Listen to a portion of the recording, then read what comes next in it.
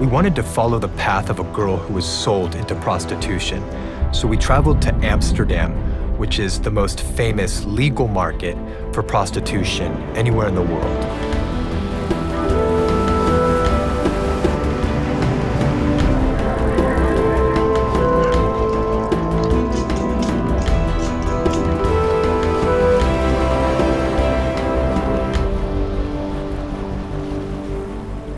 When we arrived in Amsterdam, our contact took us on a boat tour through the canals of the red light district. Just to see hundreds of these girls for sale in windows was a totally bizarre phenomenon. We were able to track down a prostitution window owner named Slim. He'd been working in the red light district for a couple decades, and we were able to talk to him about what was going on there. Now this is the operation room or the sex room, what he said. The girl, the customer can wash himself here, and the girl there, and here they do the. And here are the bed. Normally they got towels for me, a bed sheet, and here is the panic button. Panic button. The first time when I walking here, I was also walking with my mouth open a bit. After a couple years, it's normal. For you, it's a business? Yeah, usual business. You call a company and you ask if you the favorite type, what you like, if you want dark or brown, or you ask it, and the girl come to you. It's like you order a pizza, something like that. You can compare it. What type of girls are there that work here? Different. At the moment, we have a lot of girls from East Europe, and especially from Hungary, Bulgaria, Romania. But we are allowed to rent rooms to 27 countries. Most of the girls we had seen in the windows were from Eastern Europe. We couldn't help wondering how many of them had actually been trafficked here. When we tried talking with them, the only words they knew in English were how to give a price for sexual services. But we talked with Denise, who was formerly sold behind the windows for 9 years. She's selling her body, she gets her money for it. That's what she wants. So if she will have a problem, it's her own fault. That's what most people believe.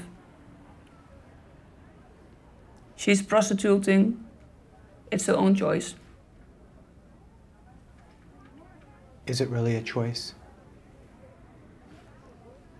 No. Not even, there's not even one girl who really wants to sell her body. All the time, they have to put on this act and have to watch out at the same time for the people who are watching them to give their money away. Because most of them have pimps.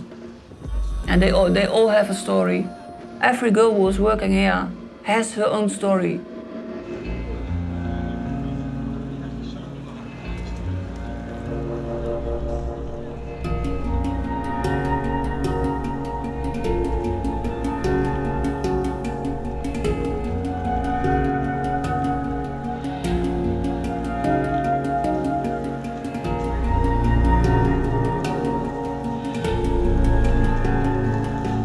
Denise was lured into prostitution by a guy who was pretending to be romantically interested in her. And we found that this was something that was common, not just in Amsterdam, but everywhere prostitution happens. I promised myself, if I will meet a lover boy, I make sure that he will never catch me. Because I'm not that stupid. But I fell in love with him and started to live together with him. But only because of the fact that he told me, you're so special, you're so beautiful. I love you so much. Until the moment that he's telling you that he has some some financial difficulties and that it's maybe possible by prostituting your body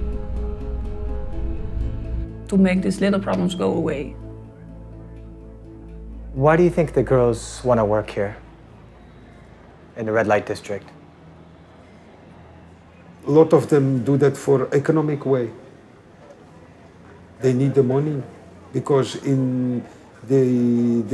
the moment they cannot find work. Not normal normal work.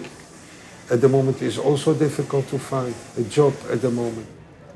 The girls who are forced to work in prostitution, they don't earn any money, none at all. So all the money that's earned in this business is profit for the criminals behind it. From one day to another day, waking up, go to my window.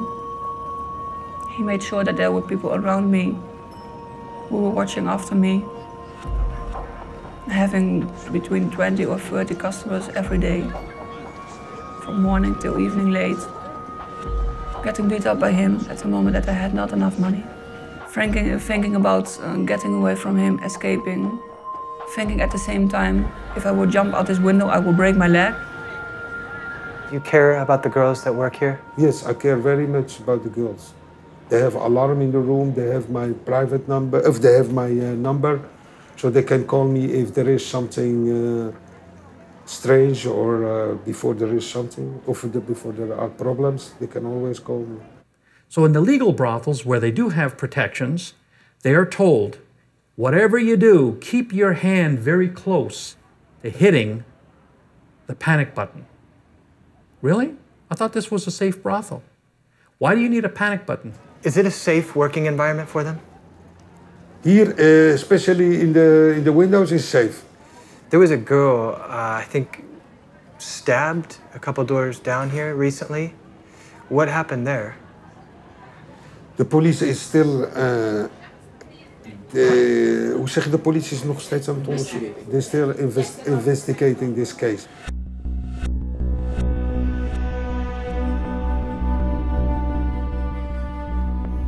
Is there organized crime here in Amsterdam? I don't want to say that everybody who works here is clean. I cannot say that. The mayor of Amsterdam, Job Cohen, has recently closed down half of the red light area in Amsterdam. The reason for this, he said, we can't control organized crime. Now, this is a system of legal prostitution that cannot control organized crime. He's right. You cannot control organized crime. In fact, legal prostitution is like setting out a welcome mat for pimps and johns. There is no difference between legal and illegal prostitution. Pimps and traffickers are in both locations, and these are not guys who are interested in the normal social values. These are thugs and criminals, whether they're called legal pimps or illegal pimps, they're the same people. Don't make the mistake to think that you see a legal business, because the light and the circumstances make it have the effect that it looks as a legal business and the girls are nice to see. But when you look in their eyes and make contact with them, then you can find out that lots of girls want to stop this business and want to go back to the family and back to normal life. Why haven't the institutions of government been able to effectively stem the tide of this injustice in our world today? Money, and more money. Mafias run human trafficking. Many of the traffickers are prior drug dealers. When you sell, as one trafficker told me, if I sell a key of cocaine, I sell it one time. If I sell a woman, I get 7 years worth of work minimum. I sell her time again and again and again. So in that sense, it is a business monetary matter. Well, no mafia anywhere in the world can exist without fundamental government support. So where you're looking at the interplay of corruption, of governments, whether it is high officials, whether it is police, law enforcement, again, this is an issue that we just can't be naive about.